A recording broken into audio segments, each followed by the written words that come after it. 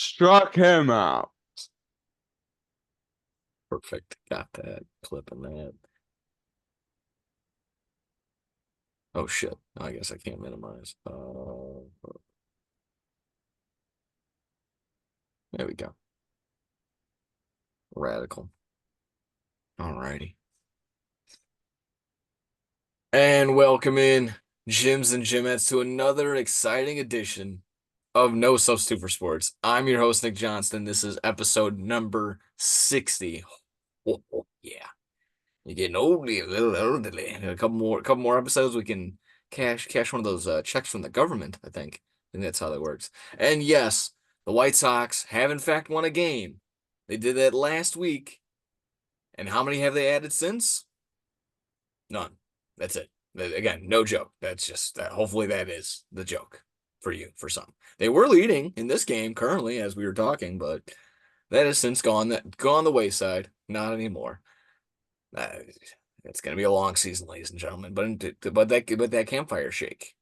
That campfire shake. Thank you as always, as I keep just rambling on, for tuning into the No Substitute for Sports podcast on the Degenerates Network YouTube page. If you're just stumbling upon us, hit that subscribe button, but only if you hit the like button. Maybe share us around. Tell your friends. Tell that Dave and Buster's host again. Because, I mean, why would you do that? More in just a few. Stick around. You can follow us on Twitter at Degenerates, and every Thursday going live 2 p.m. Central on twitch.tv/SportsTownShy. Basically, just go over there every single day between Blow the Whistle, Johnston and Combs, which is going to get a little revamping. We're adding a couple people there, so probably going to switch up that name. Blow the Whistle Monday and Wednesday. No Substitute for Sports live Thursdays, and then Bad Karma Wrestling on X Bomb Sports on the X Bomb page. So tune in over there. As always, ready, Mike, get them hands together. So So much to much to talk about. talk about. So So much much to to talk talk about. about. Yeah. That was not in slow motion. That was actual real time. It's a story ending. It's a story ending, net cutting, big surprises kind of episode. Not actually, none at all from the Raw for Mania. But we are recapping anything and everything from nights 1 and 2 of WrestleMania. Thoughts on Cody finishing the story and what's next in that book. What's the next story?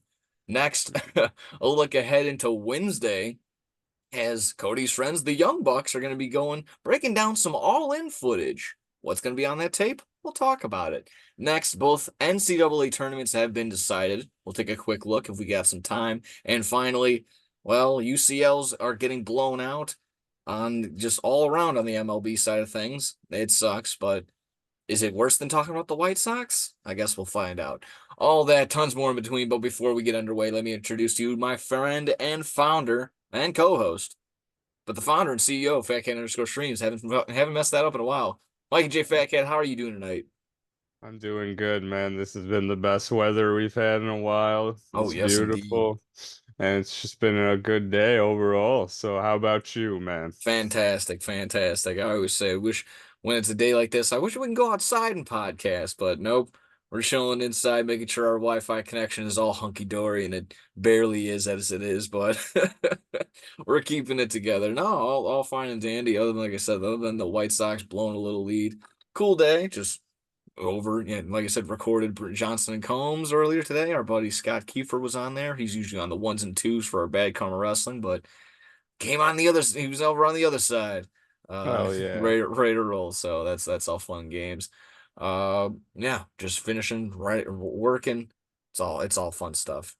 Love it. We were getting ready for dog season, Chicago dog season. We had a little kind of not a very impromptu, not official, unofficial like meeting for everyone that's going to be a part of the class and working those games. So again, fantastic if you ever, I guess a little free ad for them. I mean, the school I'm a part of, IMS, if you're ever interested, it is. I'm not shooting it to you, just shooting it to everybody. If you ever have the time, ever wanted to be a part of this and actually take a step forward, it provides you all the opportunities. So I've learned a bunch of stuff, learning hands-on already. So, and just going to be able to continue it this summer, have 50 plus games to be able to do that. And I'm going to try and be a part of every single one of them. So Learn every single thing between replay, camera, radio, everything. You learn everything, so it's awesome. So I cannot wait for the season to begin because this White Sox season is a stinker. So Yeah. maybe we get some actual good baseball to watch throughout the season. But that was fine. Uh, yeah, like I said, light on the episode, but overall, let me bounce to another quick couple announcements. Kind of tie these both kind of tie in together. Unfortunately, for the 30 some odd people that tune in every some on this week on the YouTube, I got to do better sharing this around. But we're gonna take a quick hiatus, a little two week break between just slow news time. The Bulls are gonna be a part of the playoffs somewhat, but can't not a guarantee. White Sox suck, and I don't have enough eyeballs and enough caring just yet to talk about the Cubs. So not in me just yet. Um, but with that being the case, and like I said, just wrestling being around, we're gonna take a quick little break. I personally have to focus my eyes on the draft show coming up, which again, draft show April 25th, live in person in your front room, and also live at the Rosemont Dave and Buster's. Ready to roll, starting the stream around 6, so make sure you get there if you want to get there in person. And I get a nice little seat. We'll chill out. Eat, play, draft. I think that's going to be a little moniker on that Oh, thing. So, so taking you through the first round of the NFL draft. We're obviously going to try and stick together up there for the first 10 picks or so. Well, we got something in the back pocket just in case the Bears draft down. Maybe if the Bears draft up. There's also been rumor to that apparently today. So interesting. So stick around with us, tune in with us, and not just you shouting in your den by yourself. Come on over to the Dave and Buster's, and we'll shoot it over there. Or like I said, or that, or bring all the friends that you know. That's all cool. That's all fine and dandy too. They got some solid burgers over there. So mm, Dave and Buster's Rosemont Draft Show, April 25th. That's a Thursday, and it's day one of the draft. So enjoy it with us. Us being the blow the whistle crew. John Combs and Fitzgibbons, excuse me. I guess it would also technically be Johnson and Combs, and then no substitute for sports over here. We got X Bomb Sports; they're all over there too as well. So it's a super group. We're all under the tripod media umbrella. All right, that's fine. That's all good. But again, all for those reasons, I got to get all hands on deck. I gotta stay up late and make some graphics. That's gonna be all fun stuff to be doing. Yeah, staying over there, making sure all is well. We might be. I don't want to spoil anything, but I thought of the idea of maybe shooting some like fun little skits. But that's if we have the time. That's if I want to like be creative and actually have an idea to be funny, but I don't know. And plus, knowing me, probably gonna whiff. So it is what it is. Oh, that was almost puke. And and see all the professionalism will be joining us on the draft show. All that fun stuff. And probably hear me burping up burger and like barbecue and all that fun stuff and fries. Now we'll make sure we're all good. That's gonna be nice and professional. Like I said, that'll it's be it's amazing. It'll be a blast. yeah, absolutely. It's a big deal for them. So absolutely, yeah. Obviously, I'm Josh, and I don't want to step up. I don't want to step on anyone's toes. So it's gonna be fun. It's gonna be fun. It's gonna be fun. So unfortunately, like I said, for Troy, you get a break. You're able to catch up if you want to catch up on anything we've talked about. Go ahead, hit our YouTube catalog. It's all there. I don't think YouTube's taken anything down. We haven't said anything that offensive just yet. No. Just yet. Not yet. We'll get there. We're gonna say something crazy. Stay tuned. There you go. Put your X up. I don't know why. Regeneration X. Hell yeah. Exactly speaking. We can get into WrestleMania. We can get in the wrestling side of things. How's that sound? Sounds good to me. Yeah, yeah. Like I said, light on appetizers. Unless marshmallow and sudden death. Unless you saw them at the Wiener Circle, I didn't. But I heard that was a pretty crazy little interaction. But I yeah, did not. yeah, fun. But let's hit the WrestleMania 40. WrestleMania 40. Maybe make sure this is day one results or day two. Uh, yeah, this is day one results right here in front of me. So I just want to get your overall thoughts, just your general impression before we get down to the results and everything that happened day one, day two. I think that was our first question when we started off last week was just did this WrestleMania live up to the hype? Did the build up live up to the hype? Did WrestleMania 40 live up to the hype for you? Mike, take it away. Mhm. Um, I don't know if it lived up to the hype. I don't know if I had too much hype around it. I guess I'll say the Cody and Roman match. That's the one thing that I was really looking forward to ultimately, and I think they did what needed to be done. I thought it would be an overbooked sort of main event night too, and that's exactly what happened. So many just legends, and it was just off the walls, but I think it made for entertaining TV. I mean, match wise, I mean, honestly, I think AEW pay-per-view topped both of these nights easily, wrestling wise. I mean, that just me might be me being biased, but from what I saw, I don't think that there was really any particular matches that stuck out as like, oh my God, that was just such a great WrestleMania Yeah. match that I'll never forget. Like it Mike, was, you forget you gotta grade with the WWE curve. There's always a WWE curve when it comes to like actual matches. Of course, you were already kind of alluding to it. Like the pageantry was off the charts and lived up to the expectation there, and the all the star-studded names. But when it came down to the holds, the moves, bouncing off the ropes, jumps off the top, that's where AEW lives. That's their bread and butter. So. yeah. But I mean, it's so it, you're not wrong when you say, well, you might, yeah, of course we might have a little AEW bias, but we're not wrong. I don't think we're yeah. I mean. wrong. Like people talk so much shit about the Young Bucks, and then Jimmy and Jey Uso had We'll like one get of the there. worst WrestleMania matches ever. But Yeah, dude, I had so much high. I had very high expectations for that. I'm sorry, I keep cutting you off. Go ahead. no, you're fine. I'm just it was decent. It was it was fun. You know, as a wrestling fan, I'll always enjoy WrestleMania because of the spectacle of it. But it's I don't think that it was like an amazing. People are saying this was the greatest WrestleMania. That was Triple H's line. He kept saying on Raw yesterday, like that was the greatest WrestleMania ever. Like, no, it wasn't. And I hate that you're trying to shove that down our throats. And people on Twitter were comparing it with WrestleMania 17. They're like, I think it's safe to say this was better. Like, what? And people in the replies saying like, I think you're right. Like, we're like, no, dude. It's just No. the blinders after it's only been a couple days since WrestleMania, so people are still hype on it. The WWE diehards, of course, but I didn't, again, yeah, I thought it was decent. I guess that's ultimately what I have to say about it.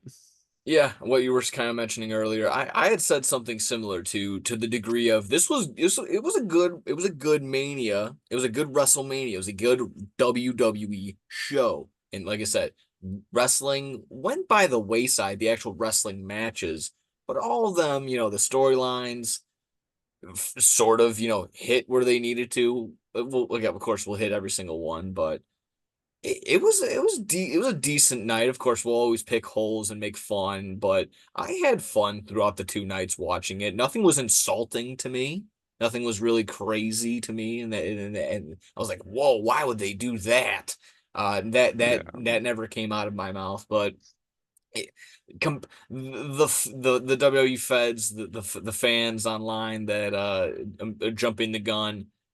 I don't think it's definitely not number one. It's not the best WrestleMania of all time. You gotta, of course, you gotta give it at least a year to really sit there and simmer, to really determine. I say that with everything. I say that with movies but you gotta let it simmer and really like, what resonates? What do you end up remembering? And of course, you end up remembering a ton from WrestleMania 17, 19, 20, WrestleMania 10. Uh, you just gotta see, especially if you having it be two nights. So I'm willing to give it a chance. I don't want to completely poo-poo it and say like, no, it wasn't the worst, obviously, but I think, all those WrestleManias were like hanging out in a room and WrestleMania 40 knocked on the door, it'd be like, hey, can I come in? You guys mind if I? They'd be like, yeah, hold on, we'll see if this checks out, and then after some time, maybe they let him in, and maybe it checks out, but. I I enjoyed my time. Of course, we're gonna Cody finishing the story. That's all fine. It's not neither. I thought it'd been really funny if Roman would have won, but again, it's not gonna ruin my day. I'm not gonna lose sleep over who won and who lost in WWE matches. Um, yeah, but while there was a couple disappointing matches that I put some more hype into that I thought, there were other matches that kind of countered it and made up for it a little bit. So that was nice. So yeah, overall, both from us, I guess if pass fail, I'll give it a pass. Grading wise, I mean, probably solid B plus to A minus. If you again grading on an A on a WWE curve. They Hmm. can kind of put it if they got some extra credit, bump it up to an A minus. We'll see how some of these play out. The Yeah, yeah. WWE curve. You like that? An A, I guess an A minus is for the WWE curve, yeah. Yeah. So let's do exactly that. Let's was quickly was there any Hall of Fame? Obviously the best one went to Paul Heyman's speech. Yeah, for Yeah, sure. okay. I that's the only one I really saw, but Yeah. I mean, yeah, what an amazing speech. I didn't catch it live and I didn't feel like going through the Peacock ads and fast forwarding, so I caught fan footage on YouTube and I don't know, I'm not gonna embarrass the page that put it up, but whoever did, it got a bunch of views. So I'm like, oh cool, like it should be good. It would like fast forwarded, it slowed down at times, it kept going back. I was like, what is going so it'd be like, Hmm. thank you for yes, thank you very much for this introduction. I can't believe it. Then the ECW. I'm like, what the fuck is going on? So I was able to get through it. Thank That's what God. you get for cutting corners. Yeah, I know. I know. I'm a sucker. I know. I suck. Uh, Not I know not everything could be perfect. What was I even getting to? Yeah, obviously, yeah. Paul Heyman probably the best Hall of Fame speech from the night. Did you get anything? Did you get anything from Muhammad Ali's daughter? I believe giving the People's Champion to The Rock, and then that he ended up just carrying that around as like a just a who gives a fuck title for the rest of the two Yeah, it nights. was kind of just his, like, as it's meaningful because of who gave it to him, I Yes. guess. But in regards of titles that could be won in the company, yeah, he was holding it up like it was the WWE Championship. I mean, I love it. He's a heel, so Yeah. show it off. That's what I got from it. If it was just simply to add heat to the fire, if it's just like, man, really, Rock the boss is making the Muhammad Ali's daughter uh give him a title that means nothing, then I'm like, all right, you got him. Again, you got the marks, you got the suckers, you did it again. I mean, you did it. That's just how I saw it. So I didn't take offense to it if that's what it was. It's the Hall of Fame I thought it speech is was all. fine. Yeah, exactly. The Hall of Fame speech. If they really wanted to make it special, it would just be, you know, I say this every year. It would be like an arena, not an arena, but like a little theater, and have it just be the wrestlers, just be the backstage people, and not have fans that can chant, like what and you suck during like Hall of Fame speeches for Christ's sake. Uh, I don't recall that being a problem this year, but it's been a problem other years. So I'm just sitting there like, yeah, I don't know. Yeah. So again, Randy Orton was also a vibe during the Paul Heyman speech, but I digress. Let's get to Mania. I'm also gonna go off one more thing. It looked like that WrestleMania. I'm a big thing for those fan expos. That WrestleMania little fan thing looked pretty cool. Hmm. What I was able to gather and see online, just what the obvious things that were probably available. The toy displays. I'm obviously a big mark for that. The meet and greets were probably meet and greets galore. The live Pat McAfee show that people were a part of. I was watching that on TV, so that was pretty cool too. Um, yeah, overall, it looked like it was a blast from top to bottom. So I thought that was pretty interesting. Hope they do that, and then they're doing the WWE experience, but in Saudi Arabia. So I'm like, well, fuck, I can't not gonna be Yeah, able to do that. we taking a trip to Saudi Arabia. Yeah. Is CM Punk going? He's gonna suck a bloody Saudi dick, just like he told The Hmm. Miz to. Yeah, but they'll sit there and laugh about Will Ospreay's tattoo. Fucking losers. Oh, Uh, yeah. Again, I'll save the snarkiness for a little bit when we get to that. Night one. Finally getting to night one. No more tangents. I swear. Night one. All is there. There's no pre-show. It's all talking. Now we're here. Night one. Rhea Ripley and Becky Lynch opening the night. And for some that don't hmm. know, I didn't know until basically beforehand. Becky Lynch had strep throat. So she was Oh, dealing with strep throat, 102-degree fever apparently, and was on an IV maybe up until like 20 minutes, 30 minutes beforehand before this oh my match. God.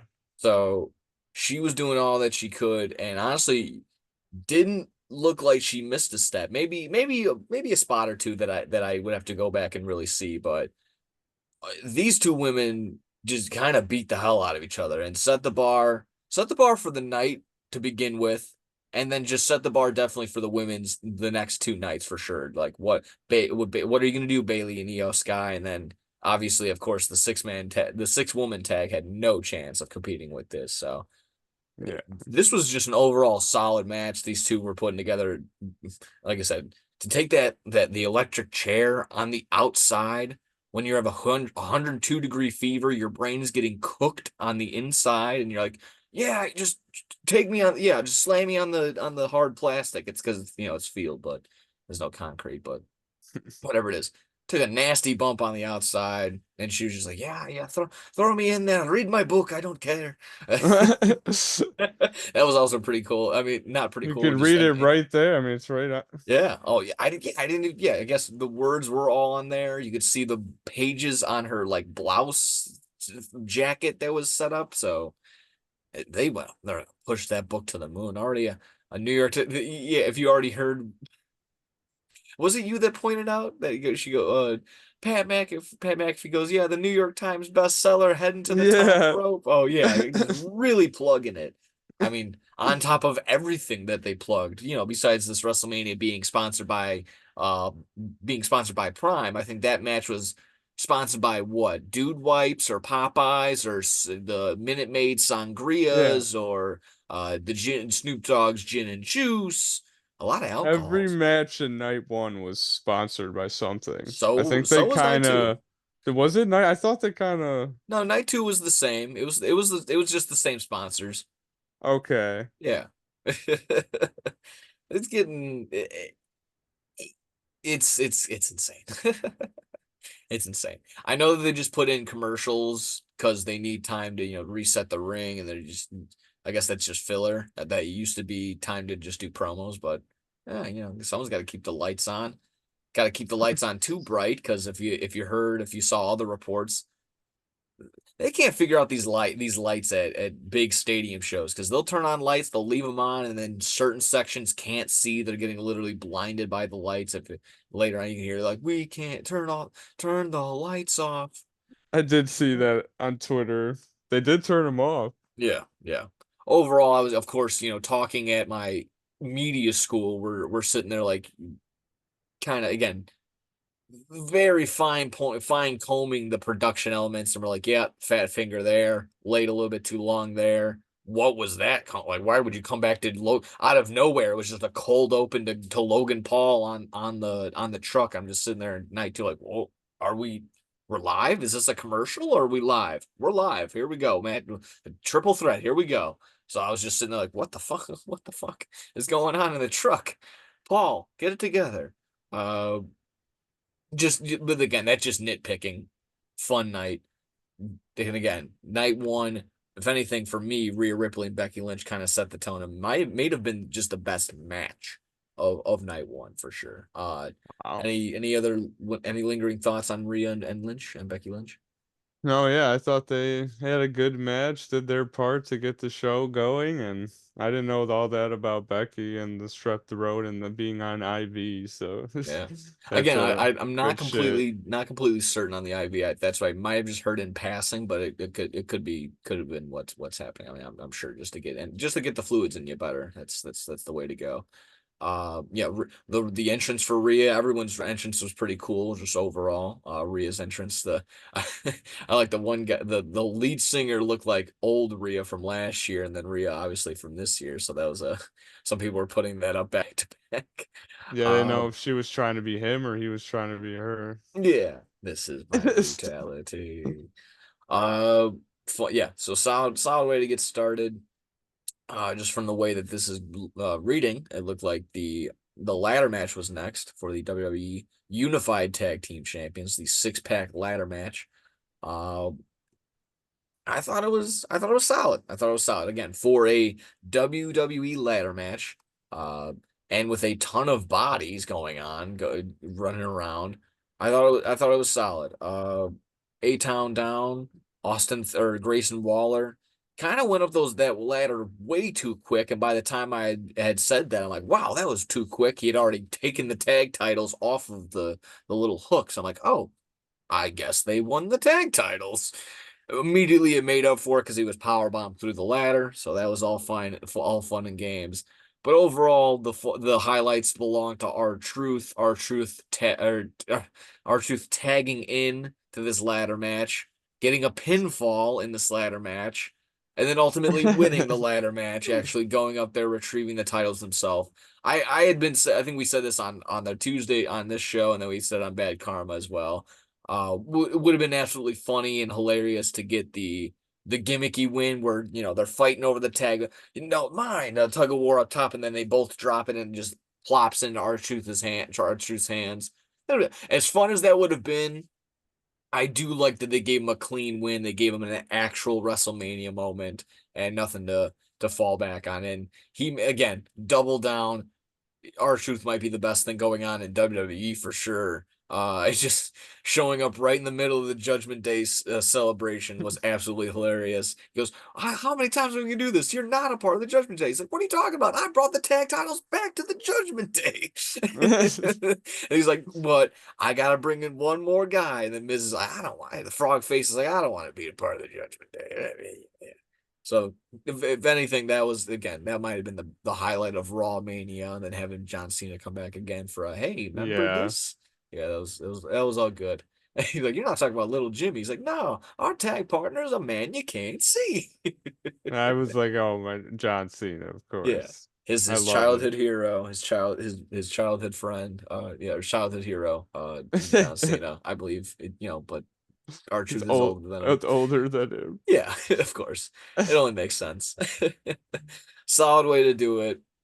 Overall, it seemed like everyone kind of got their spot, kind of got their thing. Of course, Tommaso Ciampa needs to do that crazy thing and just drop somebody on the back of their head and neck. So that's all Hmm. nice and safe. But Pete Dunne and New Catch Republic doing the moonsaults off the ladder. Yeah, that was That's cool. all fine. Yeah. Overall, solid ladder match. Couldn't be upset. But that one ladder just wanted to give way, and you even you heard the ref go, "Step no," and Damien Yeah, Priest and was he was like, like, I'm doing it. "Grr, no." He just good on him playing the heel role and playing it up, and then but I did throws it away. He grabs it from R-Truth, and then he hits R-Truth from it. And then even Corey Graves and them acknowledge it. He goes, he just handed them that ladder. He goes, yeah, shouldn't have done that. Good save. Like, Uh, R-Truth was a perfect one to do that, to put yeah, the ladder. They if needed a anything, it ladder. made sense. Yes, it made sense that R-Truth would do that. Exactly right. Uh, Looking forward, yeah. So our awesome truth are now the Raw Tag Team Champions. A Town Down Under, love that name. Are now the SmackDown Tag Champions. So there you have it. Next up, we had Rey Mysterio and Andrade versus Santos Escobar and Dominic Mysterio after Dragon Lee had been attacked backstage. I don't think they figured out who that was just yet. It's Carlito. Um, but yeah, Andrade says he puts his hand up. He said, I'll tag with you, Ray, after he felt disrespected by Santos Escobar. It was all very quick and very quick heel turn to face to turn, Yeah. whatever. But it is what it is. Just to get a WrestleMania moment with I'm okay with it because I love Andrade and Ray working together, whether they're tagging or they're going up against each other. They low key have some very underrated matches. Uh, but exactly that. Rey Mysterio will be damned if it put over young talent at Mania. He always seems to just go over, but it was fun. Of course, the highlight is for sure the picture that you got back there. Jason Kelsey and Lane Johnson helping out, not allowing Dirty Dom to use that chair. The two ginormous luchadors came in, and I'm just sitting there like, oh my God, there's no way. And then I'm watching it with my buddy David, and it's just like, there we go, we figured it out. The most athletic move for sure is in Tim's. Jason Kelsey jumps over the top rope, lands in the ring, so that was pretty solid too. That Again, was helping out impressive. Ray, yeah, helps out Ray, helps out Andrade. They get the win. Uh, yeah, I couldn't not a bad one, not a bad move. Again, some solid spots, didn't go full luchador, and I didn't think they were going to be able to with the time allotted. So it was fine. It was fine. And again, to have Jason Kelsey a part of it in Philly, and that seemed to just be the theme. The Eagles, Philadelphia trash was just like the theme of WrestleMania this year. I couldn't. There was no aura. Like some people were saying that, like what's my motivation here? Uh, Garbage. No, I'm sorry. I'm taking shots at Philly, but it was literally just because what we're in the link. Eagles. That's it. That's the theme. So Philly street fight, ECW, Eagles fans, Eagles people. It was fine. It's a solid matchup. Any thoughts, questions, concerns on this tag match? Yeah, it was just a fun little tag match, put in the middle. It was sponsored by Aqua Fresca or something. Like a Yeah, people were a little concerned and upset about what sponsorships were sponsoring what matches. I'll leave it exactly that. The Hispanic seltzer was during the luchador match, and a match that predominantly had African American women in it was sponsored by Popeyes. I hmm. I did not choose. I would have chosen something else. I would have chose a far different sponsor just so we didn't. Maybe just dude wipes. I would just everything would have been dude wipes.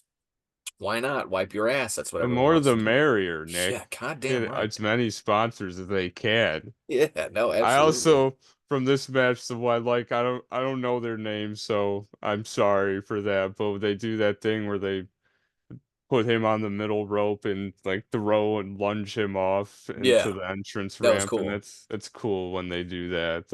It always looks really amazing. Yeah, huge spot right there. They love doing that. Uh, yeah, I was sitting there like, where's Humberto? I guess he's there. I guess the young up and Yeah, coming. Yeah, he's whatever. I don't know Uh, what they're involved in nowadays, but there you go. yeah, remember when he was supposed to be like the next like world champion or whatever? That's Oh, hilarious. Uh, yeah, no, that's that. Moving on. Brother versus brother, Uso versus Uso, Jimmy versus Jay, and do not hold it against me as to which one is which. The face brother, pro Yeet won, not no Yeet. that's Jay. I think Jay is a good one. Okay, the good one. The Goose. This disappointing.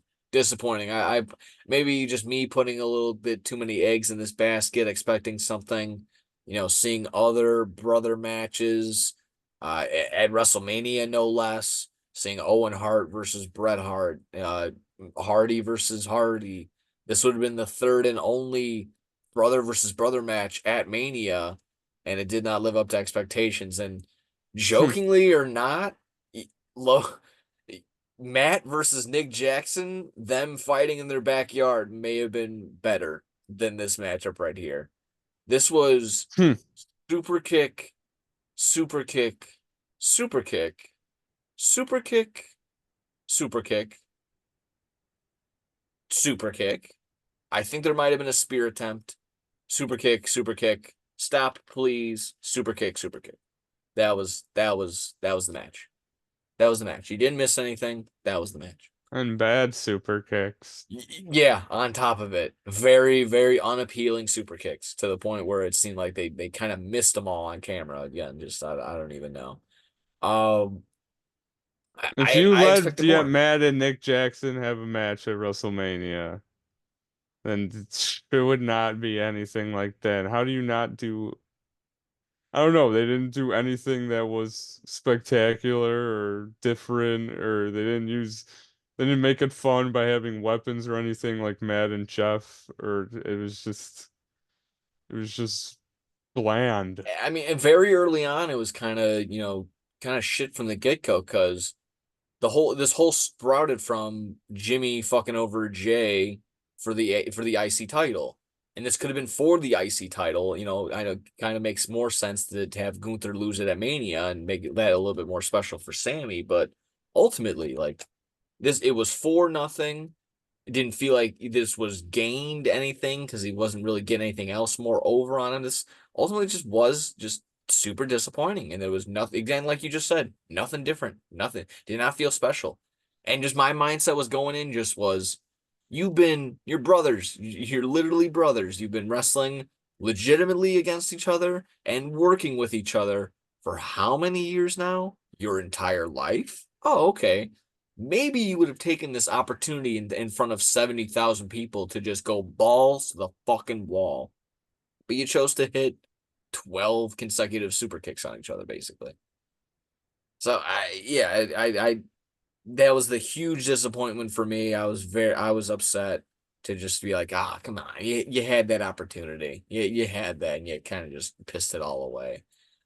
So Jimmy and Jay, that was a that was a downer, a big downer right People say there. they're better than the Young Bucks. That's So, just I it's mean, incredibly you cannot have I can't have wrestling conversations with people that would say something so just egregious.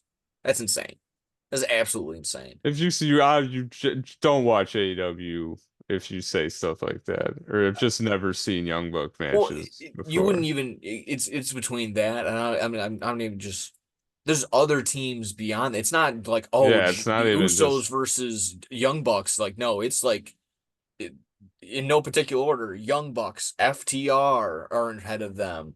Fucking, you can even say, Kenny Omega and whoever, anyone that he'll tag with is better.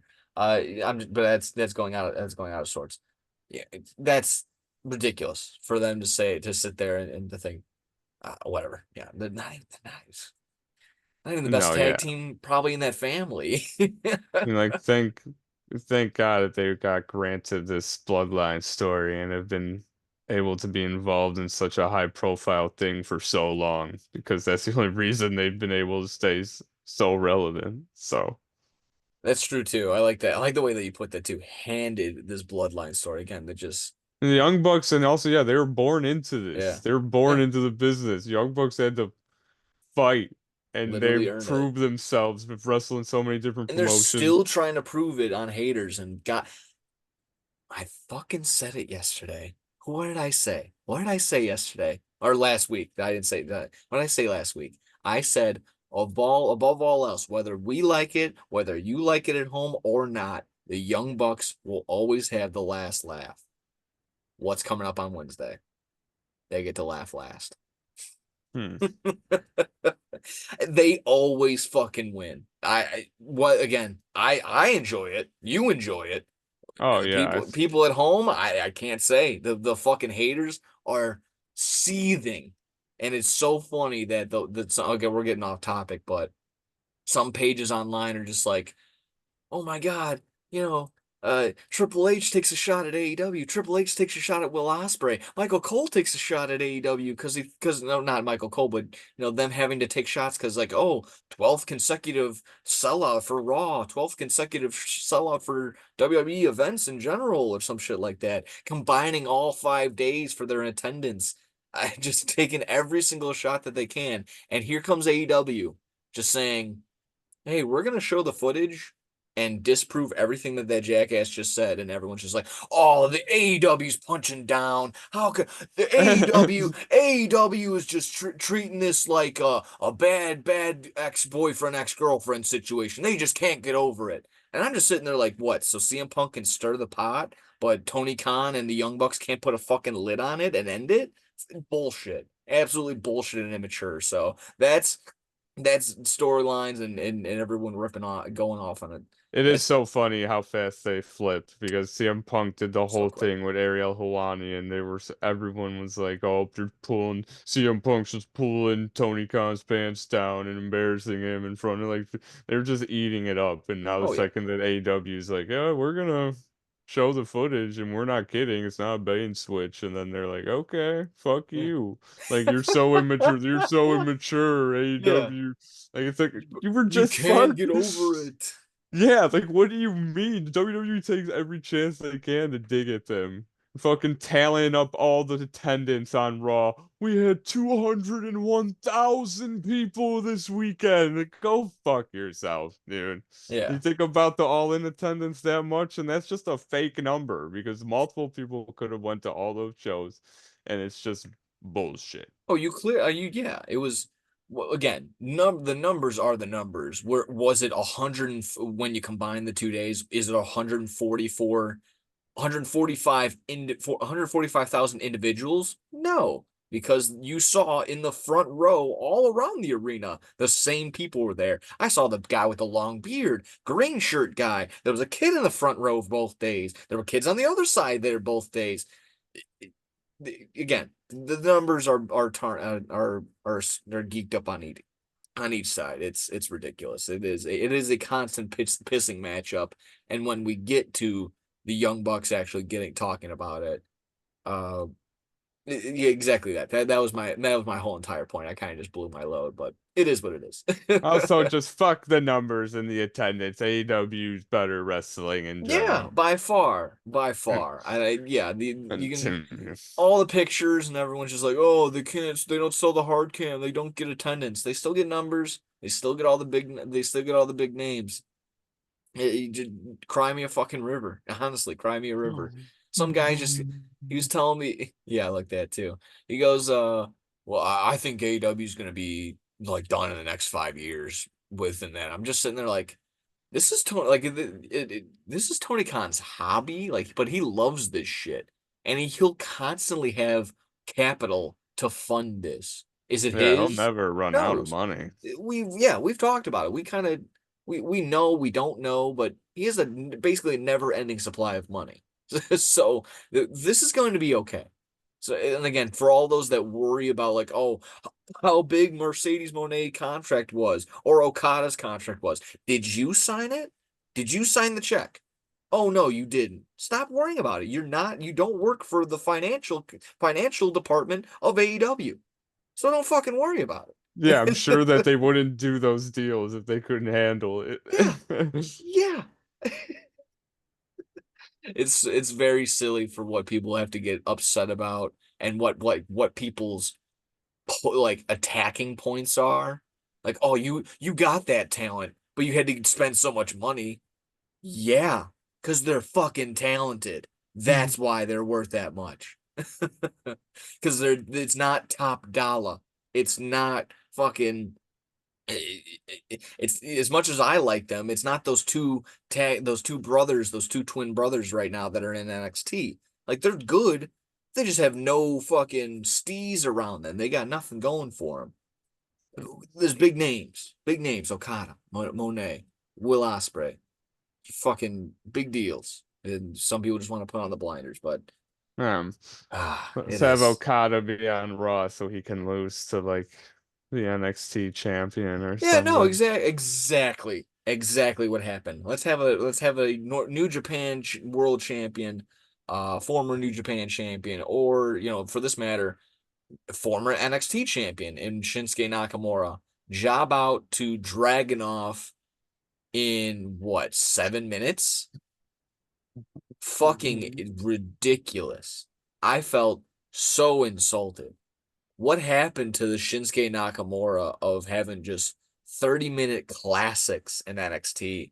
and then moving up and having 30-minute classics with AJ Styles. He didn't get over. He was fucked over in that sense. So Vince maybe put the bar up behind him like that. But what the fuck? I was so mad. I was so mad yesterday watching that. Knowing, knowing I'm like, wow, Shinsuke's coming out. Who in the fuck is he about to job to? And I see exactly that. I'm like, the NXT champion. That's what's gonna happen. Wow. I and no offense to Dragunov. Not aware of his work, haven't watched enough NXT to be like yay or nay on there. And I'm sure people are already being like, yeah, it should be a blind yes. I haven't watched it yet. Haven't seen a Dragunov match, but this is Shinsuke Nakamura. I know he hasn't been up to par and been up there. Hasn't been getting consecutive wins, but this God damn, that's so. Oh It's just, man. I'm clearly you see how frustrated I am still. I mean, just unreal, unreal. Could not believe that. That's it is what it is with Yeah, WWE. yeah. Still getting through night one over Yeah, here. um, let's move on. Yeah, Jimmy and Jay, disappointing. I guess just from yeah. talking disappointments, we got another on to other disappointments throughout the day. Uh, but I guess still continuing. The six women tag very quickly. Jade Cargill, Bianca Belair, Naomi defeating Damage Control. Two quick things from here. One, camouflaged the absolute fuck out of Jade Cargill. And for those that do not recognize that and are going to hop on the internet and say, oh my God, AEW dropped the ball on her. Can't believe it. She's having squash matches. She's having Yeah. squash matches camouflaged into six women tag matches. And then what she did have on the Raw after Mania, a She 30 squashed second, Chelsea Green. yes, exactly, a 30-second squash with Chelsea. I was Uh, laughing so hard because someone, I was watching the first night and yeah, people, they're like, oh, Jade Cargill is such a star. Like they're making her look like such a star and this, yeah, but like, can she wrestle? She's literally like Goldberg, where it's like, okay, she has the physique, she has it, like she looks like a there's no superstar, way but if you told her to go 15 minutes, she would go, ha ha, how long can I do my entrance for? Like it would just be shit like that. There's no way you could get probably more than 10 minutes out of her. and Not in she's the already sense, just burying yeah, people on yeah, Raw. Like again, like yeah, Chelsea Green is just okay, so you suck. You just yeah. lost in like That five, the way she 30 pins seconds. them is insane. Not like, it's that's a good way to do it, I guess, but doing it like that, I feel like that buries them, that buries Damage Control entirely. Again, these were I felt bad for Asuka also, just like, former huge champion. This would have been like almost main event quality for her. She's just thrown in this six-woman tag and has to put over Jade Cargill. Yeah, that's unfortunate.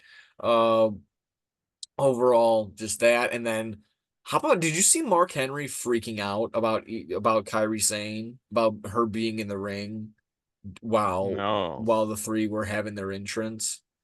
no. He had said on Busted Open, he had prompted it by saying, "If I was a girl, I would have basically if I was them, if I was Jade or Naomi or Bianca, while Kyrie Sane was in the ring and basically like trolling and fucking around, not getting out, like I guess the proper way, the proper etiquette of entrances.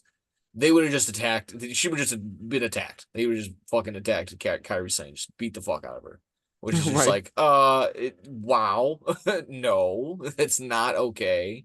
Uh, for me, and it's also just like that's just something you notice. If I were replayed it, I'd been like, oh yeah, that's cool, that's crazy. But I would have left it at that. That was a humongous overreaction from Mark Henry. It just, yeah, I think they were just dancing to their theme song or something. yeah, dancing on the outside, but she was in fact in the ring still when they were all like coming in and doing their like like on through like and then the lights come. She was still in the ring for that. Usually they're on the outside already. Yeah. Like I said, then she ended up doing that. That's what I got from that. I thought that was funny. I thought that he was referring to that, and then he's like, no, she was in the ring. Like, oh, okay.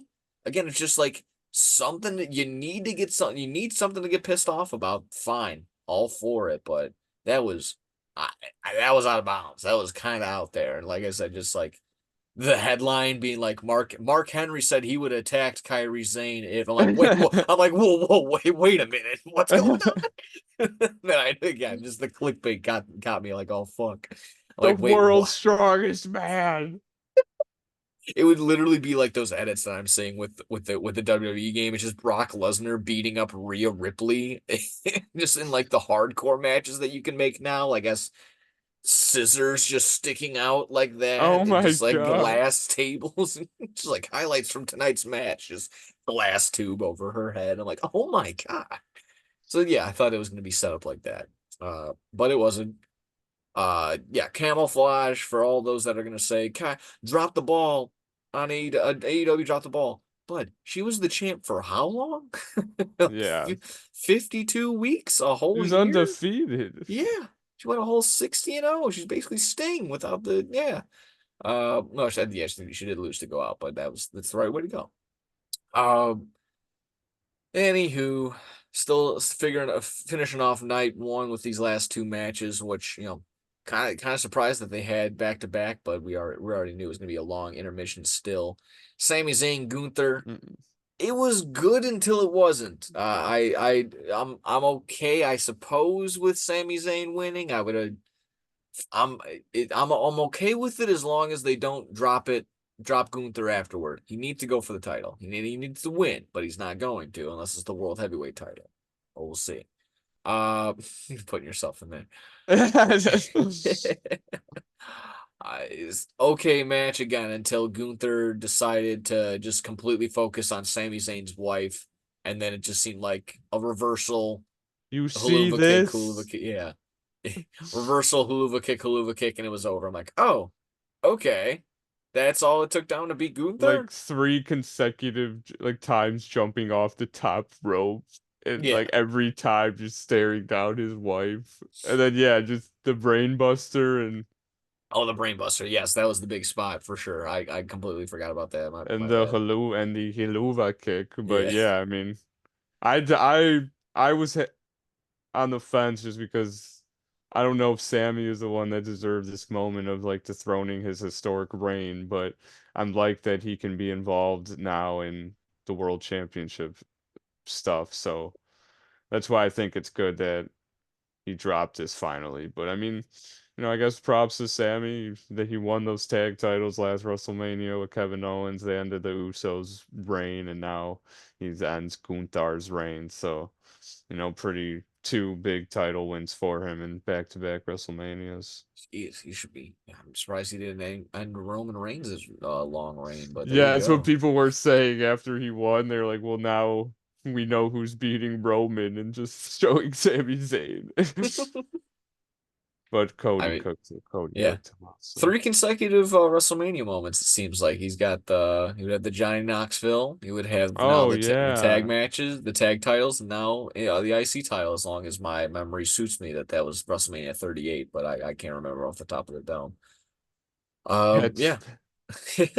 the Johnny Knoxville match, dude. That's Still one of my amazing. favorite. And I was actually, again, so I was showing you some of the stuff I was able to snag not too long ago, but there you go. It's within reaching distance. Might as well grab it.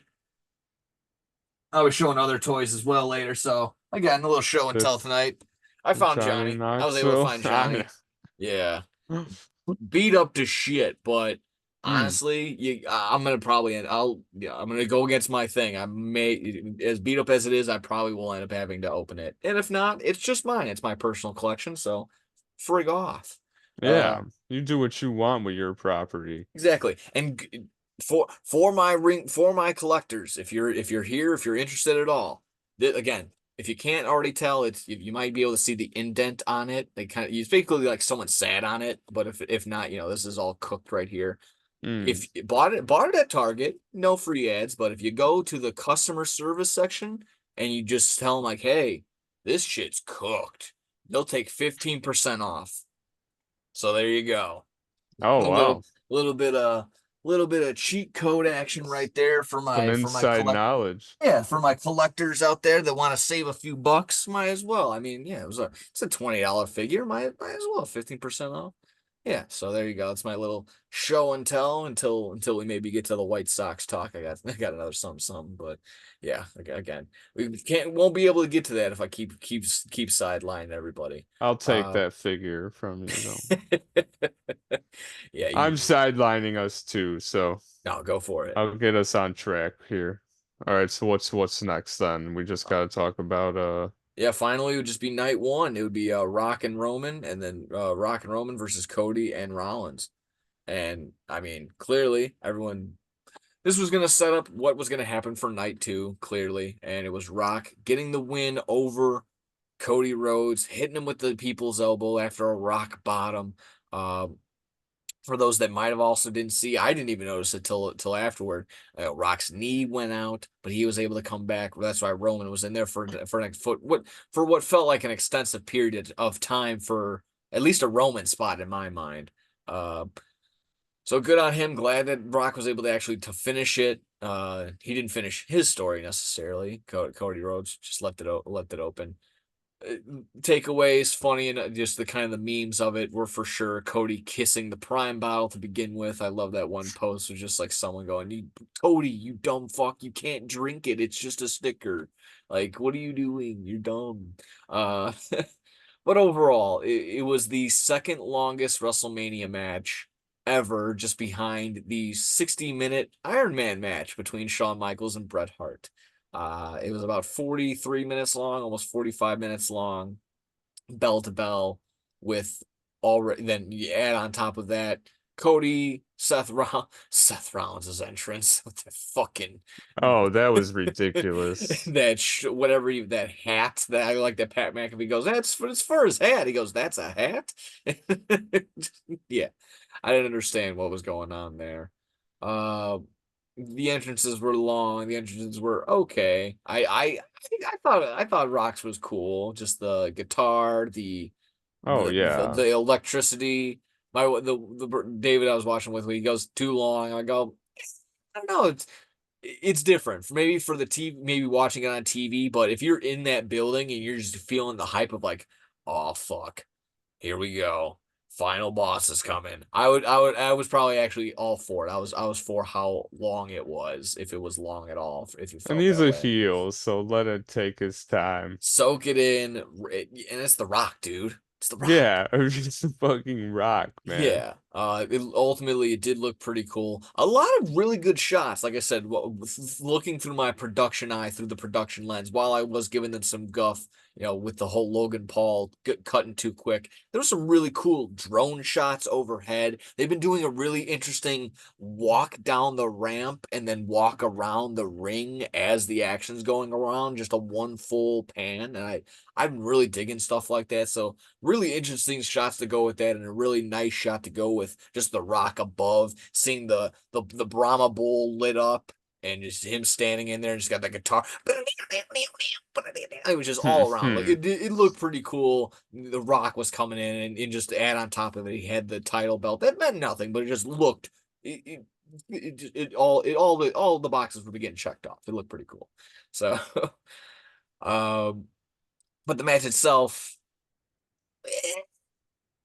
Kind of dragged on, picked up near yeah, the end. had I its mean, moments for sure, and hopefully it did. It was a 40-minute long match, but you know, him saying you're fired if you keep counting, yeah, and stop fucking counting. You're gonna be fired. Yeah, just I did that. like that. The Rock always just being like, "Don't do that." Like that was just don't Yeah, count us out, don't pin.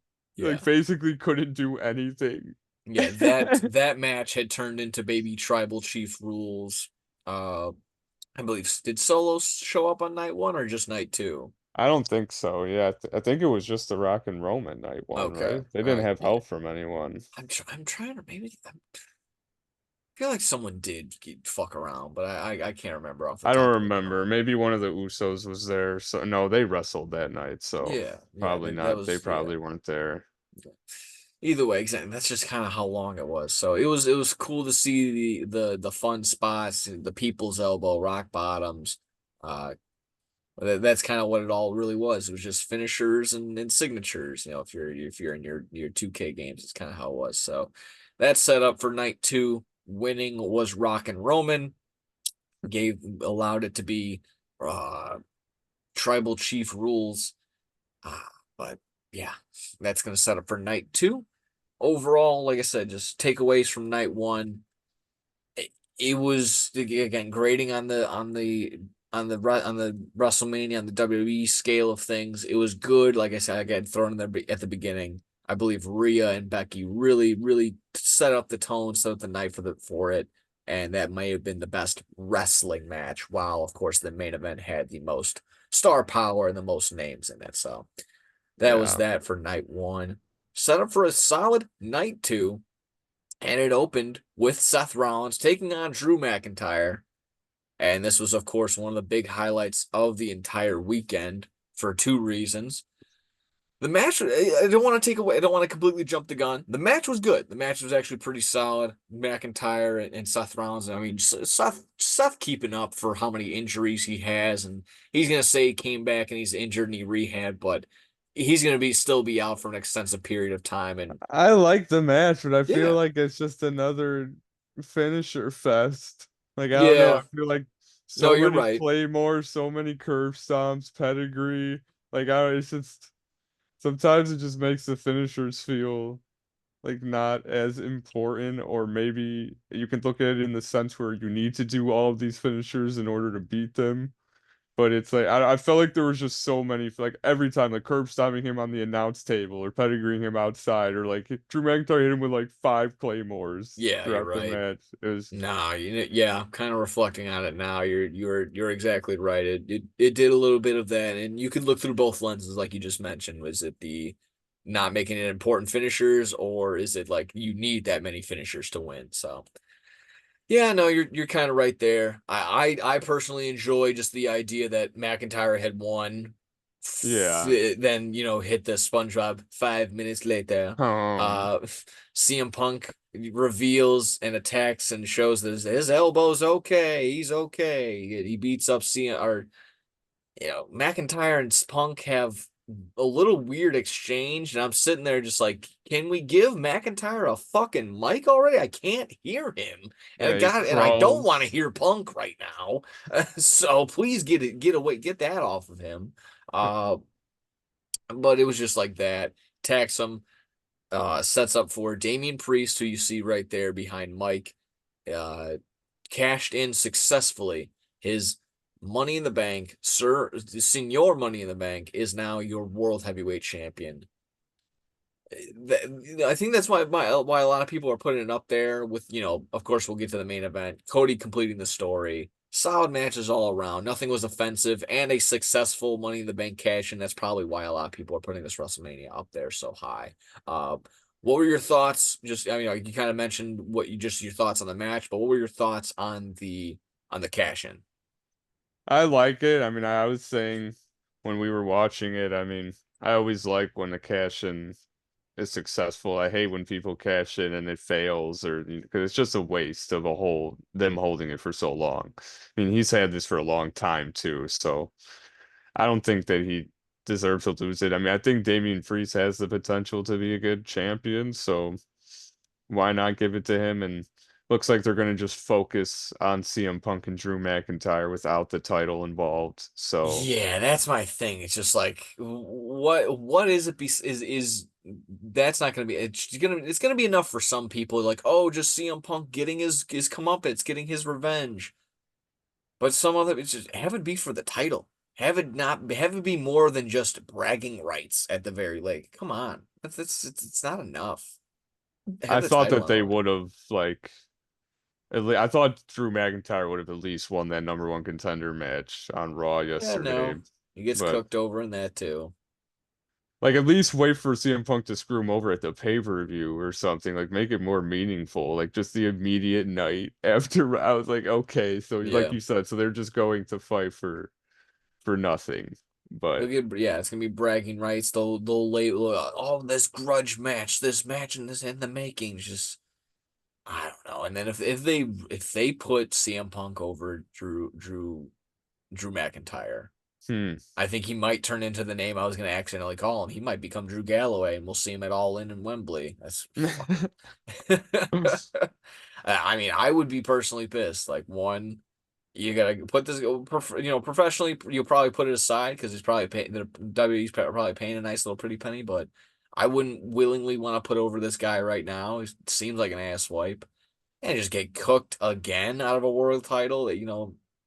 It's whatever. Yeah. It's annoying. But moving on, Philly street fight. Nothing too crazy here. This was just the unbiased podcaster Bubba Ray Dudley is going to be the Hmm. special guest referee, making his way down to the ring again. Just he doesn't have a Legends contract. Continue listening to Busted Open if every time AEW has something. Every time he has something to say about AEW, you're gonna get something. You're gonna get completely unbiased journalism there. Hmm. That was really the highlight. Just them doing table spots Get with the table. yeah with Bubba Ray Dudley with Dudley intentions. That's about it. Oh, Really cool look, to they're see. all in green for the Eagles. Yeah. Yeah, again, that was the theme. That was the theme. Just the only other takeaway for sure was really super cool to see Paul Ellering a part of a WrestleMania. Again, he was Hmm. a manager for the Legion of Doom, I believe, at a certain point. So he's been a legendary manager. He's had a lot. He's had his hands on a lot of good tag teams. Just overall, just been a solid manager, and just for the wrestling fans, for the hardcore people like that, it was really cool to see that. And of course, of all places, in Philly, in a hardcore wrestling town. So awesome right Just there. a fun little hardcore match. Yeah, Nothing special from it. just a little sit down, a little throw them together. If you didn't get your popcorn already, go get it now type deal. That was that. So weird seeing Karrion Cross with hair still. Uh, Next up, uh, what for me what might be the most underrated and not the best of maybe I don't know. I fight back and forth with it. LA Knight, AJ Styles. I felt as though it's going to be very solid, but not going to be talked about enough. LA Knight gets the win, a clean win, if that, over over a yoked. You picked all these pictures just so you could do that, didn't you? No, it just They're worked perfect. perfectly. They're perfectly set up like that. Every single time, it just looks like you won. I can't wait. It's gonna look like you beat Roman too, didn't you? Uh, Oh yeah, I think it. Oh, we'll leave yeah, exactly. No. it. Hopefully, like I said, we'll be talking about these matches long enough that I can only hope that one of these becomes the thumbnail for the video. So yeah, there you go. Keep it nice and subtle like that. Um, yeah, yeah. The AJ Styles and LA Knight, solid back and forth. I thought it was good. Good way to end this grudgy feud that's been going on, and I just enjoyed it. Any thoughts on LA Knight, AJ Styles? Um, yeah, just a good match between two veterans. It's crazy that they're both above 40. It's like this Oh match yeah, isn't really to like put anyone over or anything. They're kind of just, they're just had a good rivalry leading up to WrestleMania. AJ Styles is in the final stages of his career, so let LA Knight get some extra to his run right now, and AJ Styles will just be putting people over it for. was it was old school TNA versus new age TNA. Some were saying, and I like to Mm. look at it through that lens as well. So it was off. Yeah, a lot of talent all throughout. So. An Uh, LA Knights Slim Jim car again, pulling up with that. I there you saw go. something that made me laugh so hard today. They were like, "What did The Rock give Cody at the in that segment of Raw?" And it was just like keys to this. And The it's the Slim Slim Jim Jim keys. car. No, my best one that I saw was what did Rock give Cody? Tickets to Fast 11. Yeah. Uh I love that family, dude. yeah, family baby. Come on. Yeah. That's what we got. That's what we're here for. So there you go. AJ Styles, LA Knight, solid. I thought that was not going to be the best match of the night. Of course, that was going to be all the pageantry was going to go towards the main event, but what ended up being I think a little bit better matchup, just overall design and the moves executed. I would have to give it to this triple threat. Logan Paul Mm. retaining, Kevin Owens and Randy Orton involved. They had their little friendship at the beginning that lasted oh so long. Kevin Owens comes down with the cart, then backs up and goes gets Randy, and then they come down. They're gonna go pummel Logan Paul for a little bit, simultaneously go for the pin. You know how it goes. And then they go, oh, ha ha ha, I guess we're gonna have to fight now. And then Randy tries to sneak in an RKO, and then he gets backed up and just goes, ah, you saw that. You saw me doing that, didn't you? Damn. I didn't mean to. Sorry. I thought that was pretty good. Uh, that again, leading up and leading on, later on and on and on, and that turned into Randy Orton, of course, an RKO out of nowhere was Randy Orton or Kevin Owens was setting up for the pop up powerbomb, I believe, and Randy Orton comes down with the RKO if I'm not Yeah, that was mistaken. really cool. Yeah, super fun spot right there. But of course, Logan Paul takes advantage of it, throws out Randy Orton, or actually covers Kevin Owens after a humongous frog splash. Humongous as just the height that he was able to get off the top rope. Super athletic move right there. Gotta give him credit due, but of course not going to go into business with him. So that's just the case there. Um, Overall, not in love with the idea that Logan Paul retained, but fine in that again in that sense where got to keep the balance of Raw Tag Team Champions are face, Raw SmackDown Championships are heel, IC title face, UC title heel. So keep going back and forth like that, and even in that other way, I guess World Heavyweight title now, Damian Priest heel, and then of course we'll get to it, but Cody's now the face world champion. But yeah, just finding some balance. So I'm For sorry, did I get sure. anything on the triple threat that I did mention? No, just the I show speed being there. Oh And even yeah, Randy yeah, Orton that's barking at him like a dog. Oh, oh, oh. kicking him across and then the slide, the cap coming off. I thought that was funny. If that was intentional or not, he kicked him so hard the goddamn cap came off and he didn't spill. Uh, but I am getting scared. While we were able to recognize that that was I Show Speed and we know who that Twitch streamer was, I am dreading the day when there's going to be a special guest or a spot like that. I'm just going to go, who in the fuck is that? And I'm gonna have to pull out my Google or the teenager that somehow like someone's like younger cousin that ends up coming that they're like, hey man, like this is his first wrestling show. Can we just trying to get they'll be like, oh, that's this so and so. He plays my favorite video and be like, what the fuck is going on anymore? I I think my text to my one to my one friend was everyone over, did you hear that? Oh, everyone over 30 years old just said who all at the same time.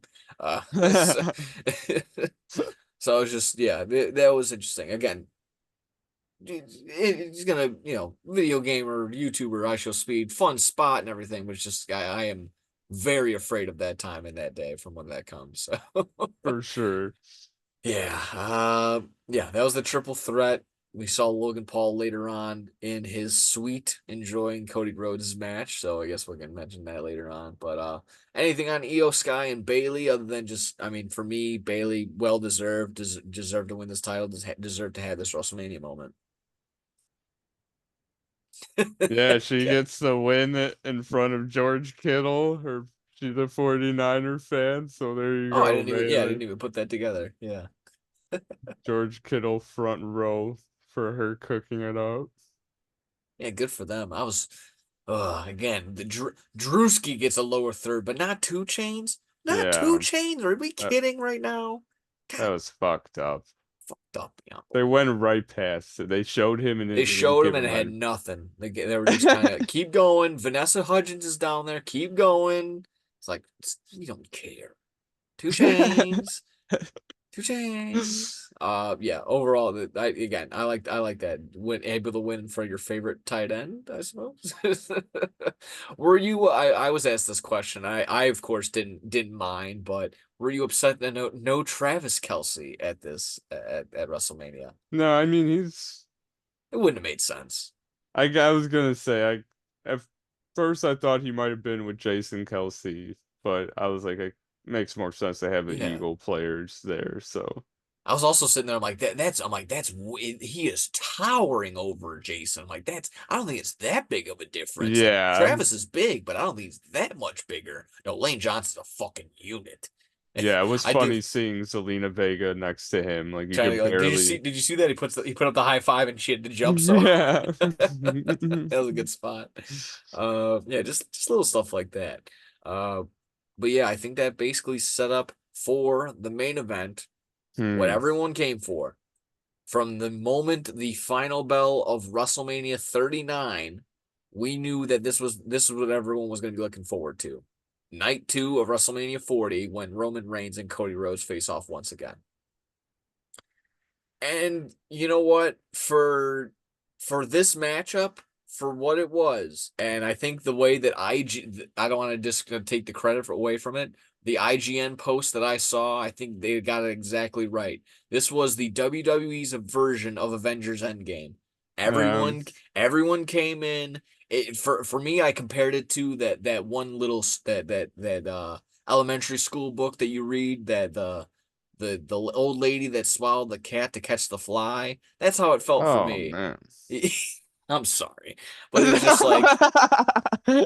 just I like know what you're talking yeah. about. Jimmy came out, so here came Jay, and Solo came out, so here came John, and The Rock came out, so here came The Undertaker. I was like, oh shit. Uh, so overproduced.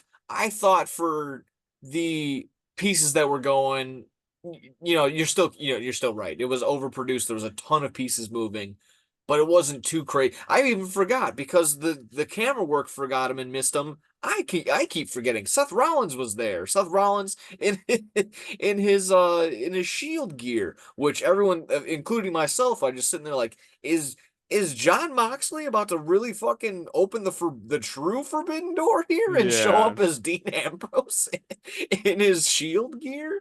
But yeah, that it took everything and this kitchen sink in order for Cody Rhodes to finally take down Roman Reigns. Uh, you know, were you?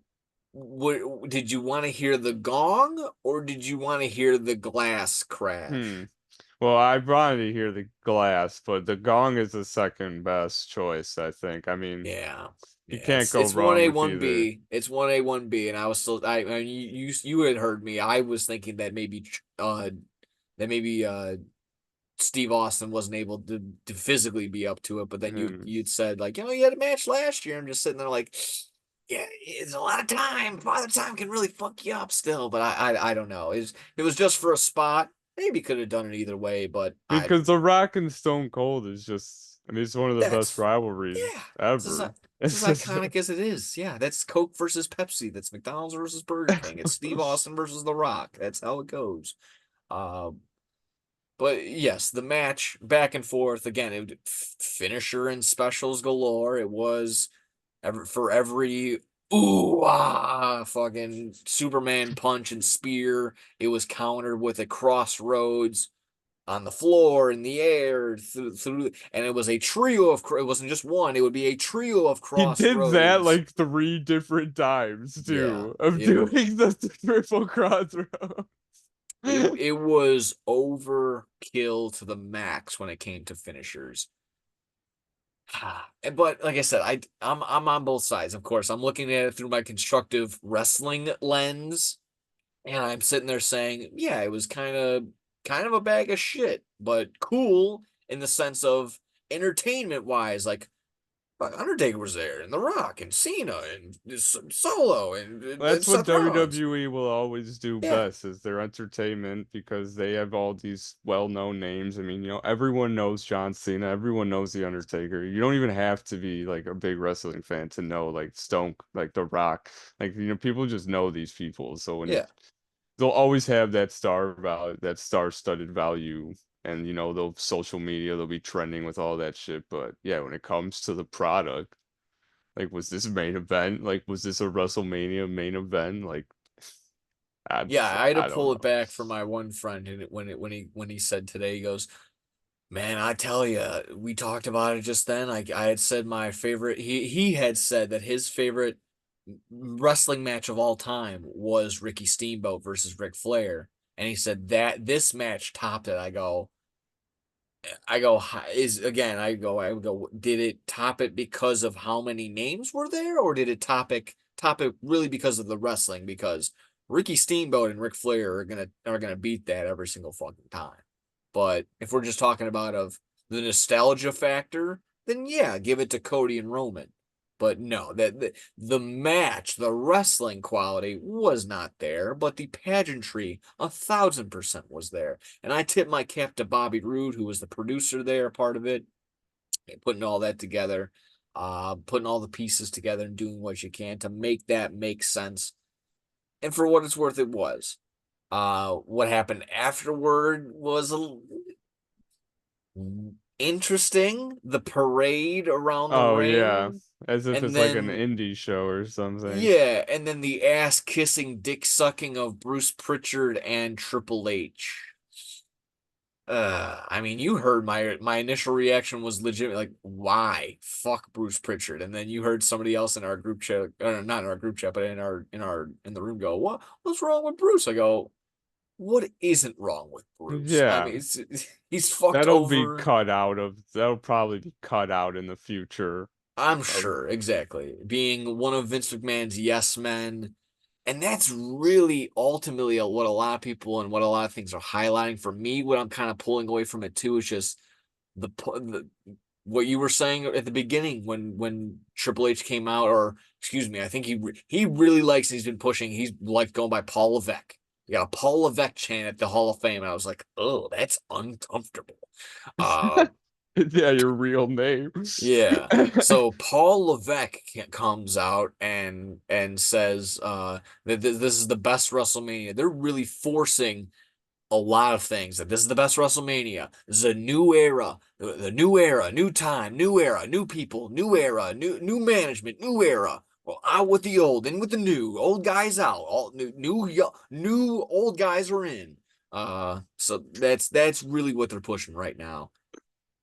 It's like I said, it's kind of yeah, it's forced. It's forced on all sorts of levels in that way for me. So yeah, again, my initial reaction of really Bruce Pritchard, you couldn't have done this without Bruce Pritchard. Not one person could step up and do what Bruce Pritchard did.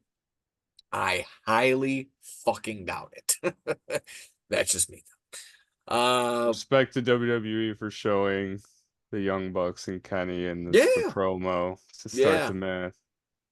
Yeah, that was good. That was good. For some that they did take the low-hanging fruit of just saying that's gonna be the Young Bucks only WrestleMania moment. Yeah, That picture right there. Good. I don't want them to be there. Fuck. If that's what it's gonna be, fine. I'm all for it. All I in think had more people anyway. yeah, dude. They're clearly more than happy with you know, running and being a part of their own company, being able to produce the wrestling they want to, and being able to be the characters that they want to. I don't know. It's tough. And Yeah, you again, can't take away that freedom that yeah. AEW provides. Yeah, and any lingering thoughts because we're kind of out bleeding, slowly transitioning into talking about the Bucks again. We might as well pull it back and just kind of. I got a couple different ways to get through it. Lingering, any final thoughts on just WrestleMania 40? Yeah, again, like I said, I thought it was a decent, fun show for what it was. I always say, it was as a wrestling fan, I always love it, but it could have been better, yes, but they did what they could with what they had, I guess, and it was fun. So, Shouldn't have to what? say that being the biggest night, supposed to be the biggest night in sports entertainment or wrestling, so of the year. So yeah, it was good. It was good for what it was worth. And again, if you were going for wrestling, you probably would have had a better time, probably at one of those indie shows that were most likely happening around the city. But in terms of name value, star power, the pageantry, the entrances, the storylines finishing with a nice little neat little bow, you got that. That's what you got from there. So again, grading on the WWE curve, it was a successful show with But it wasn't without a million jabs at the other company, AEW. And that was Yeah. all week long from top to bottom. The pre-shows, during, after, it was going beforehand, it'll go on after.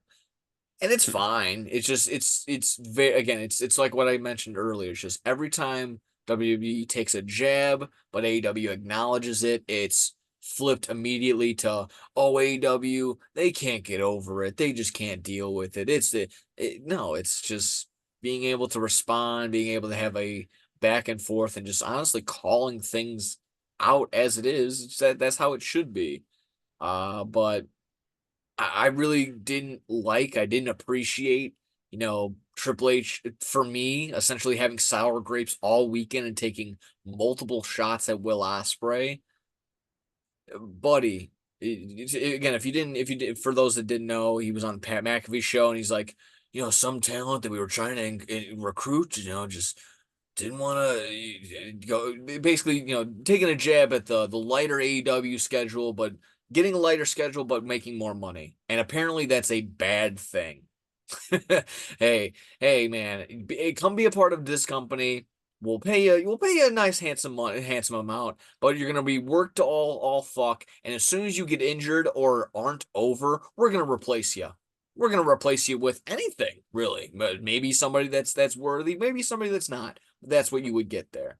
And again, God forbid Will Ospreay looks out for himself, his family, being living across the pond. He has a kid now. He has a kid with his girlfriend right now that he's with. So God forbid he looks out for himself. So taking the jabs there, CM Punk and Miz talking about the tattoo that he got. Like, are you gonna get a tattoo of the attendance on you? Because you know, again, God forbid Will Ospreay take fucking pride in what he does and get a tattoo of the attendance number of the place that he's probably been going to watching shows for years. And having a fucking stellar match there against Kenny Omega. Nevertheless, CM Punk wishes he had a fucking fraction of the talent that Will Ospreay did. Same thing that Yeah. goes with Miz, and honestly, same thing that goes with Triple H at this point. It, it's ridiculous. So constantly taking jabs all week. These Between the subtle and not so subtle things, like we already mentioned, again, the constant humble bragging of the attendance record. It's fine. The numbers are the numbers. Fine, boast them, show them. Good for you. But just it's throwing them down your throat, uh, and all that stuff. The consecutive sellouts. Cool, fine. That's what you want to worry about and keep pushing that narrative, then that's fine. But when you really peel it back, AEW has the better wrestling.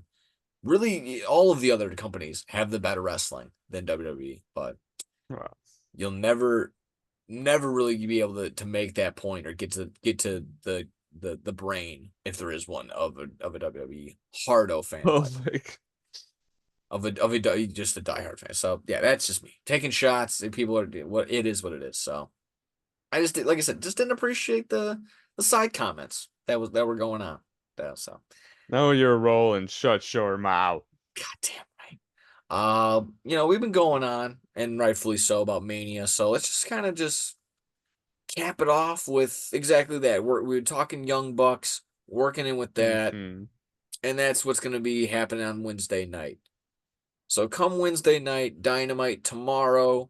Well, I'll say tomorrow, but I don't know exactly when I'll be able to post this. But Wednesday on Dynamite, the Young Bucks are going to be showing the backstage footage from All In. And from their tweets, they're saying, hey, no fooling. We're doing this. This is no givesies backsies. We're doing this for realsies. And again, the backlash, but the simultaneous support of what exactly I just said was it is so funny how WWE can take all these shots, but as soon as AEW is ready to respond and actually show you what's going to happen, oh, you guys can't get over it. I can't believe that the AEW would stoop to such a low level to do this. I have a funny feeling, again, funny feeling, and I had a funny feeling last week when I said that thing about the Bucks having the last laugh. I have a funny feeling that they wouldn't show this footage if it didn't make CM Punk look like an asswipe to some degree. Will it make Jack Perry look like a little bitch? Possibly. It could. But then again, we won't know until we see it. And for those saying, oh, why do we need to? Why would we? Why wouldn't you want to? Because if you're in this boat of CM Punk did no wrong, then this is gonna vindicate him. This is gonna show that he did exactly that. He was in the right. He was in the clear. He only attacked Jack Perry just because, but this is gonna justify it. So you have nothing to worry about.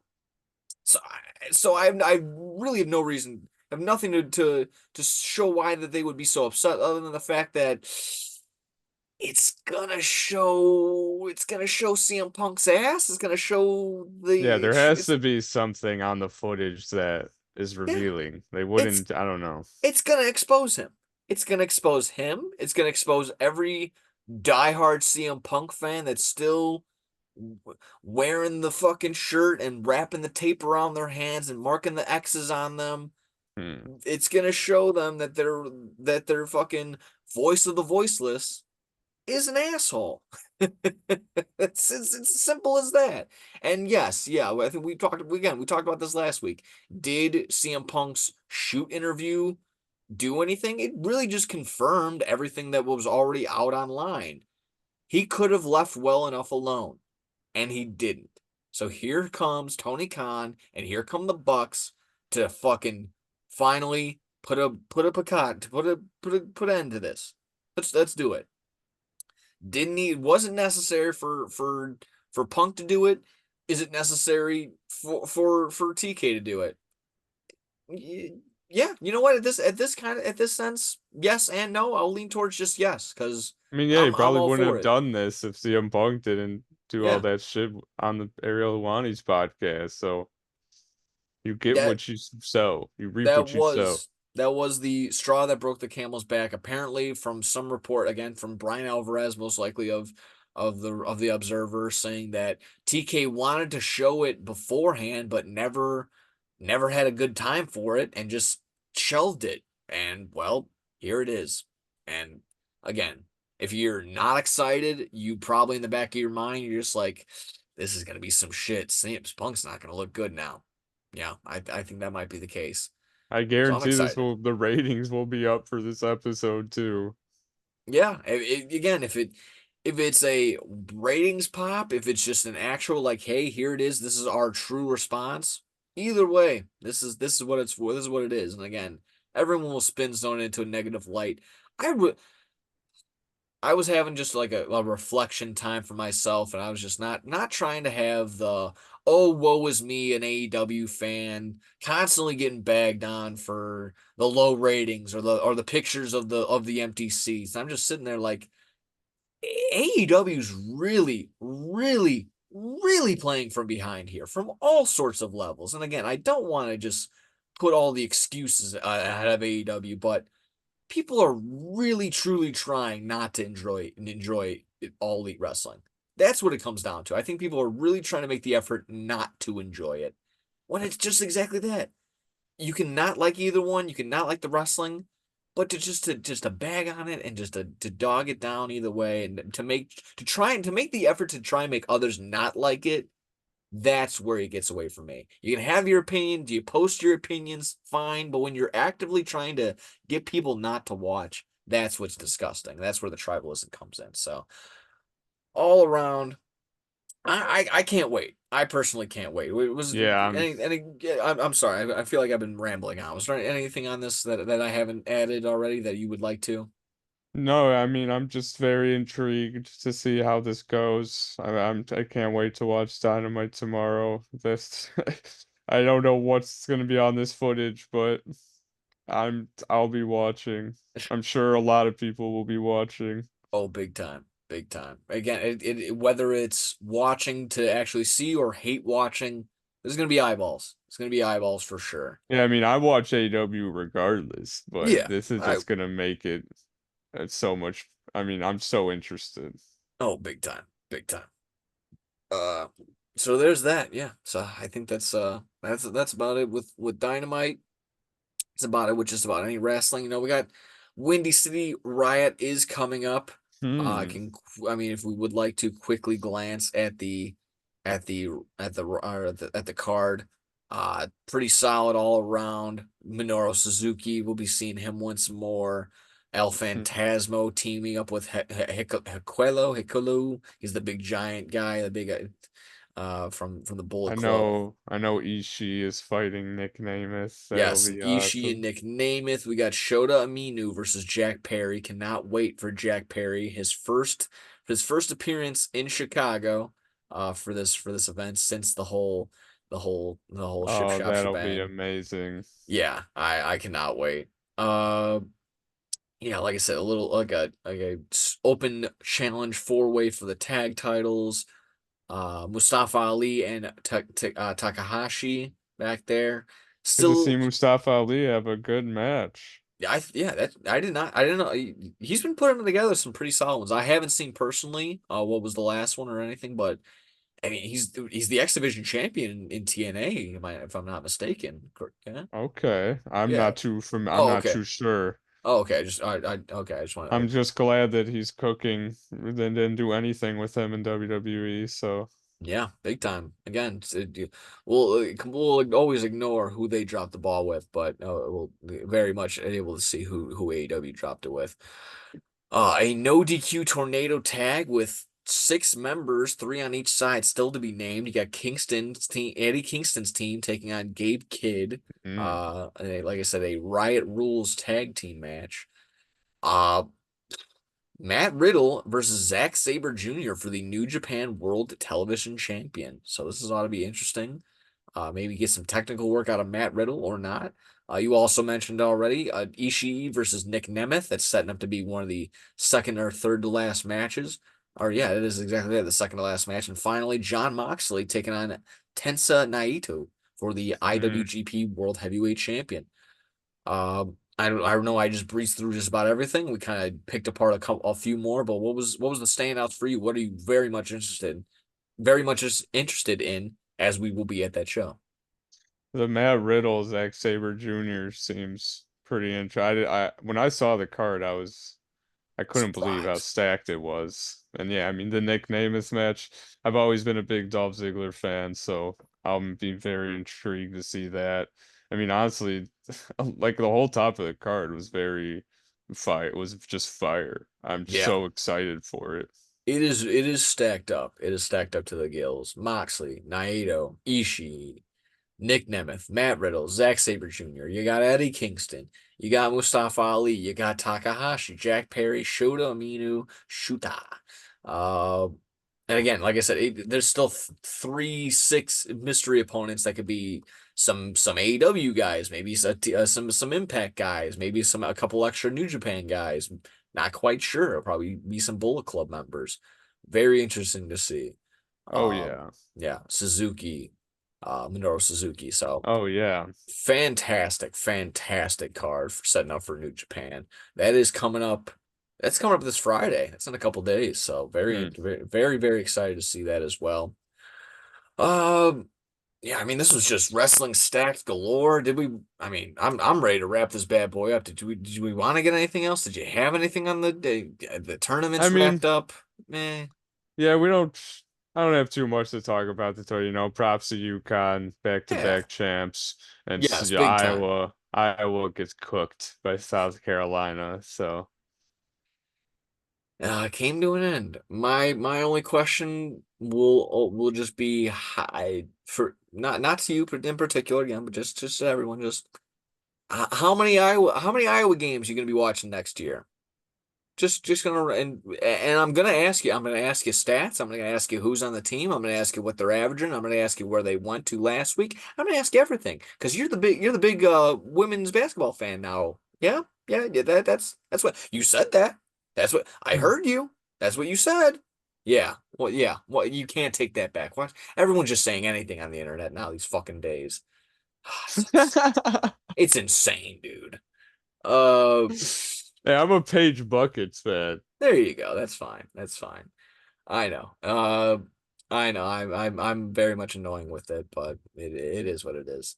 Yeah, that's about that's gonna wrap it up basically here. My other show and tell was I was gonna show it to you last week. It made more sense because they just basically complete the Dylan Cease trade, and just in time, I was able to find a Dylan Cease Hmm. Funko from the White Sox, and well, he's not on the White Sox anymore, so gonna have to put her back on the shelf.